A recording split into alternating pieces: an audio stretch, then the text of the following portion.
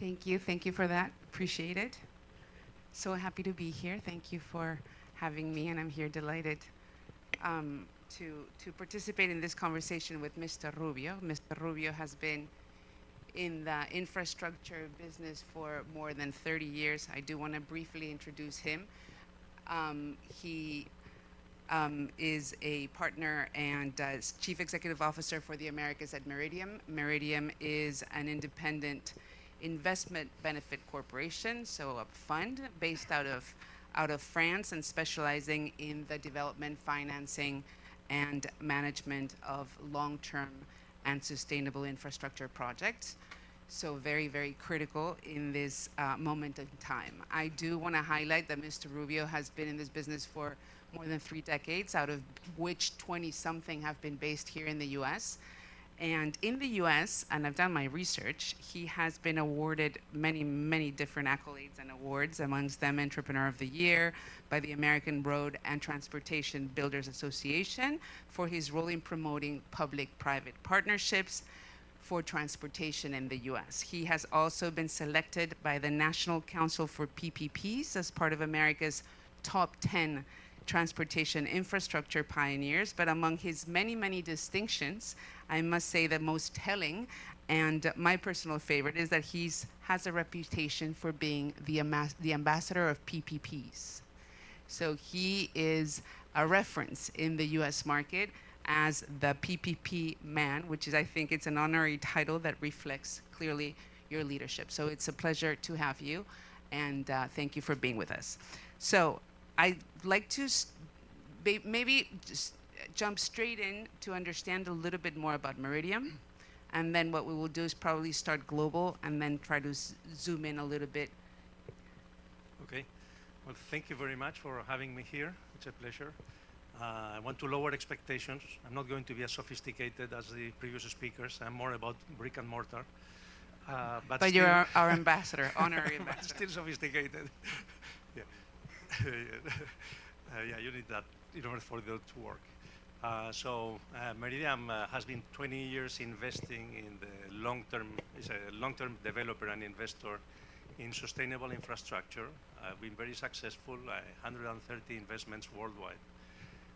We're proud to say that we're long-term, so we never sell. Our policy is to build and hold. And we are driven also by a mission. We want to help people solving actual problems, and we believe that's one of the keys for long-term, for the success of long-term investment. So that's a brief. And we're going to go very deep into the solving problems and into the people piece, which I'm interested. But let's kind of navigate 60,000 feet height. When you think about infrastructure and the global, in a global context, we'd say it's critical. We'd say is urgent. We'll say that we're almost at a crossroads, correct? Absolutely. Everything that has been mentioned here today needs infrastructure around it. There were discussions about AI. AI in every single meeting I have with legislators, AI is at the top of the ladder in terms of importance, and winning the AI race. Well, AI, it's just AI is representing this year an investment in the US of $400 billion. It's going to be, I was reading last week, The Economist, probably you've seen a $3 trillion investment in AI infrastructure in 3 years. And yesterday, the Wall Street Journal was talking about 5. So anywhere between the GDP of France and Germany, just in 3 years invested in the infrastructure that is supporting all those developments. Why is it so critical? Well, because we need infrastructure to develop ourselves, to give opportunities to people, to improve the quality of people's lives. And, to move. To move. And to that point, and in particular in transportation infrastructure, and given your background experience, I think that the why is the to move efficiently, and the how has been specific to P3s, correct? Yes, I think I mean, if I elaborate on that question. Please.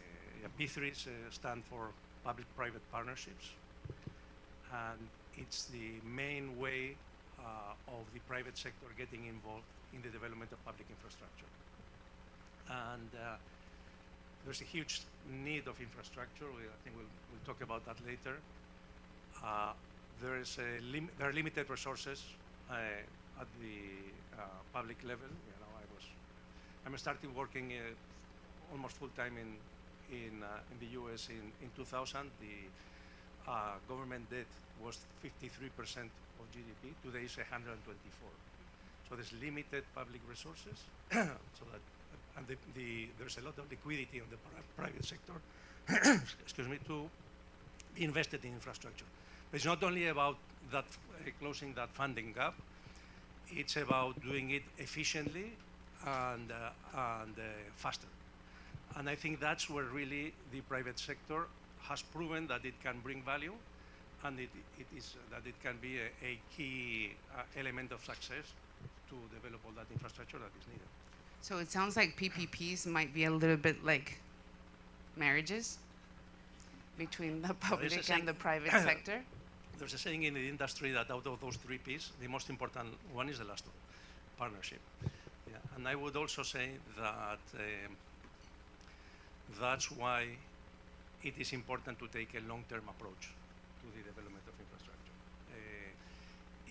If it's about partnership is closely related to the alignment of interests. It's much easier to manage a partnership between parties that have interests aligned than when there is a conflict between those interests. And I think that long-term approach to infrastructure and doing it in a resilient way is one of the best recipes to have a perfect alignment of interests and thus to have a partnership that works well. Let's expand a little bit on the resilience piece here when it relates to infrastructure. How do you build a resilient partnership between the private and the public sector? Again, like a marriage? Yeah, no, I think I would go back. I was invited last week to speak at a global meeting of KPMG infrastructure partners. And KPMG is always, it's many times involved as advisor to public government on setting up PPPs. But at the end of the day, there are many people in the industry, and I'm not talking about KPMG, but you have to be careful because the objective of setting up one of these plans to develop infrastructure is not to close a contract and fund a deal. It's to build that deal and operate it on the long term.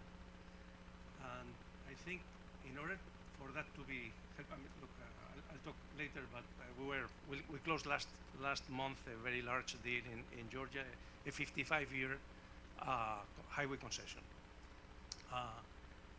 By the time the contract is over, my eldest grandchild will be about to retire. So that's long term. So how many different people are going to be moving around on government, on the private sector, on the construction industry? So many that the only way of making sure that that works is with proper governance. We have to be extremely careful with governance because it's going to be there well after we are gone. Perfect. So long-term and governance in that partnership, very collaborative partnership. Mm-hmm. Excellent. So let's go back to zoom in to the U.S. in particular and examples like the Georgia. It's a toll road concession. Yeah, I can give you because many people say, well, okay, you're more efficient, you are faster. Show me where. So Meridiam, together with Ferrovial, was awarded in 2010 3 very large highway concessions in the Dallas-Fort Worth area, and I wrote a paper in 2015 when we were opening to traffic one of those. A project that the Texas Department of Transportation had valued at $7.3 billion. We were able to deliver it at $5.3 billion, so $2 billion cheaper, and we're providing service to more people than the original design. And we're doing it faster. So it has been seen, these projects have been now running for 10 years very, very successfully. You know, and last month we closed this $11 billion deal in Georgia. It's also what we call a managed lanes. A managed lanes is it's improving an existing highway, urban highway normally, by reconstructing the whole highway and building additional lanes and charging tolls for the use of those additional lanes, keeping the existing lanes toll-free. And that's a model that has a lot of future, and there's a big pipeline of these opportunities, and actually there are many, many Spanish companies involved in those, in doing those. So this SR400 project in Georgia is interesting because we in Meridiam were involved, we have been involved in that project for 5 years because it was originally procured as what we called an availability payment model, and then it moved to a revenue risk. And I'm sorry to get into those details, but it's interesting to understand. There are two ways of bringing the private sector to develop infrastructure. One is by asking the private sector, can you build this, operate this, and we're going to get paid this much on a yearly basis, provided the infrastructure is available. That's what we call the availability payment. The other model is, okay, you come, you build this, you're going to get, you can keep the revenues, if there are any revenues that are generated in this project, and you make your living out of those future revenues. And it sets the incentives in completely different ways. In one, you just have to build, maintain, and wait until the end of the month to get paid. On the other one, you also have to build and maintain, but you have to make sure that you provide so excellent service that you're going to be generating additional revenues. So, in the case of Georgia, it followed first the first process, the availability payment. We submitted the bid in 2021. At the end of the day, we were the only remaining bidder, Meridiam with 2 local contractors. It was cancelled because of the lack of competition and because the project was too costly for the state of Georgia. They didn't have budget to cover it. They started a new process where they say, okay, we're going to change the approach, and now we let you figure out, you're going to generate revenues and keep those revenues. We submitted that bid in 2024 together with Acciona and ACS in a joint venture. The project had duplicated the number of entries and exits to the project. It's serving 60% more people than before when you look at the availability of those lanes. We were able to build the whole project without cost to the state of Georgia and to pay the state of Georgia $3.8 billion in an upfront payment that is going to be invested in the region. So that is the strength of setting the incentives in one way or the other. So there's the legend, I would say, the legend that there's always sustainability is very, very expensive, and infrastructure is so capital intensive. So is there a trade-off? Yeah, that's a common misconception. And we hear many times, well, how much is this sustainability costing you? It's rather the opposite. It's a key element for value creation, the way we see it. When you are in the business of long-term investment in infrastructure, you are only going to be successful if you deliver a service over time. I was talking about a 55-year concession contract term. I'm only going to be successful if the project keeps being a successful project after 55 years. So you need to make sure that you are going to be resilient, that the project is not only going to be capable of handling climate change. We have one of the projects in our portfolio is the Port of Miami tunnel that goes under the channel into the port. We built 2 big flood gates in each side of the tunnel so that you can close the tunnel with a big gate whenever there's a flood, so that you can protect the infrastructure. So that's one. But people many times think about climate change. It's not only climate change. You cannot sustain in the long term a good business without public support. So you have to keep giving the best service and solving a social problem, a community problem, so that you get support over time and you don't put it at risk. And you were talking about governance. Again, same thing. Without proper governance, you are not going to be able to to make it work on the long term. So there you have the three ESG, explained in more detail, and that's a key element of value creation for us. So that's it's a long-term approach to the value creation. There is a trade-off. The governance piece is key, and the partnership with the public entity, correct? Yeah, I think there's no trade-off. Communities. Yeah, community service, yes.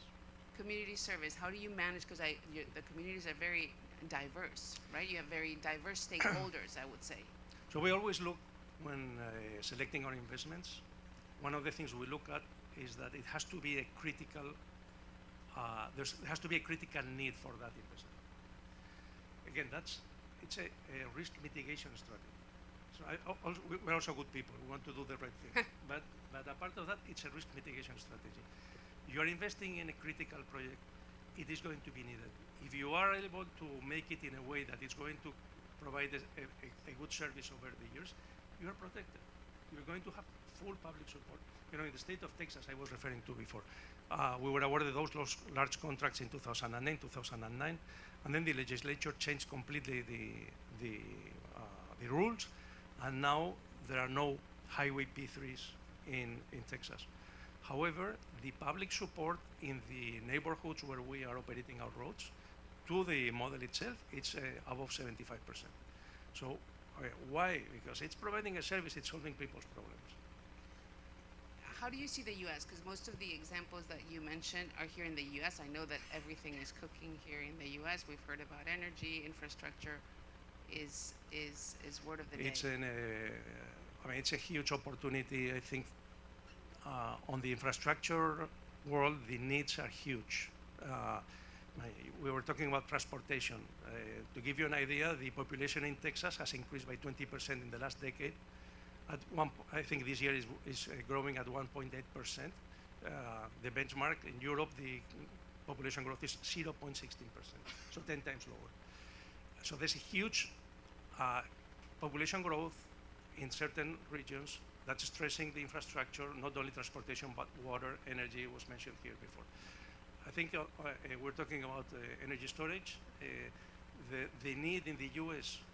to add capacity to the grid, they have to increase by 57% before 2035, which is very challenging. Just by permitting, you're going to get delays there.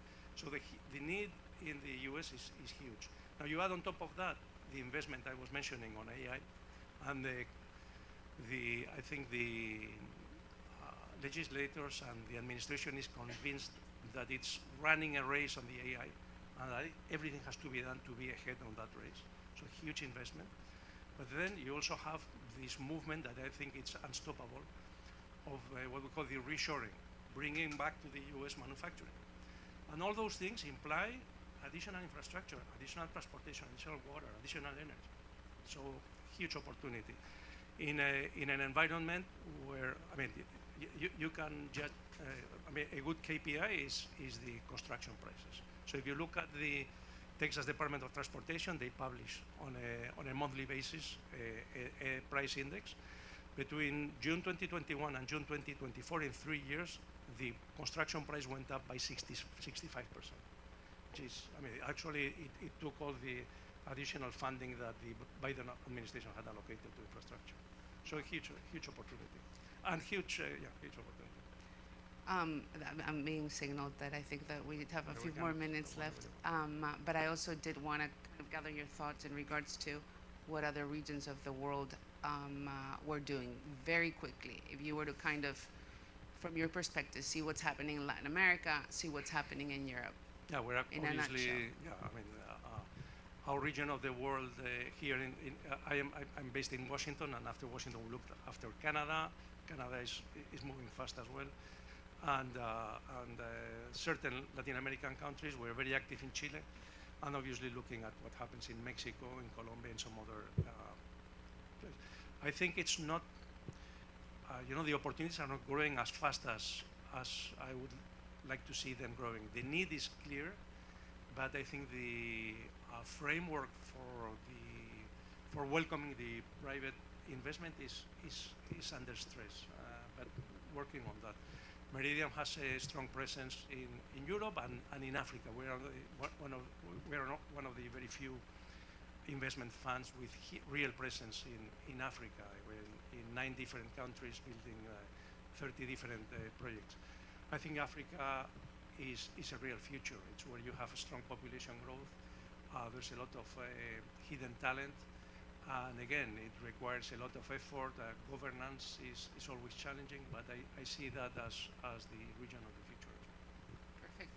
And after that long trajectory and very, very global coverage, and all these projects developed across the globe, if you were to choose one that reminds you why you're in this business, one particular project or one particular situation that was especially meaningful to you, which one would that be, and most importantly, why? Yeah, I think I forgot to say the most important thing about me, which is I'm an engineer. I'm not. I like building things, and I like knowing that those things are going to solve people's problems, are going to be lasting for long. I think it's all about people and trust. Which is a beautiful way, I think, to close that session. At the end of the day, we keep going back to the people piece, the partnership piece, the collaboration, the communication, the empathy, especially nowadays in this crossroads that we are finding ourselves at. So thank you very, very much for your time, Nicolás, and for your attention, and the audience.